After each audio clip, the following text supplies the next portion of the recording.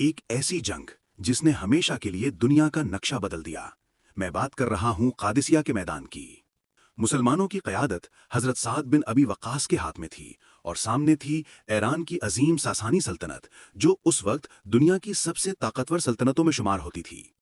सासानी फौज न सिर्फ तादाद में ज़्यादा थी, बल्कि इनके पास हाथियों की बड़ी फौज और जदीद असलहा भी था।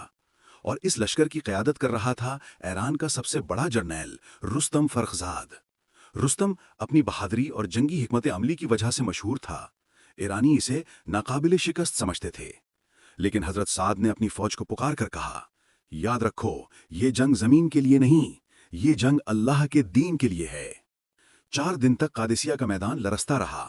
ईरानी बार बार हमला करते, लेकिन मुसलमानों का ईमान और अज़म उन्हें पीछे धकेल देता। और फिर फैसला कुन लम्हा आया। रुस्तम खुद मैदान में उतरा, लेकिन जोरदार लड़ाई के दौरान मारा गया। अपने अजीम जर्नेल की मौत देखकर सासानी लश्कर के हौसले पाश पाश हो गए और उनकी सारी सफ़ें टूटकर बिखर गईं।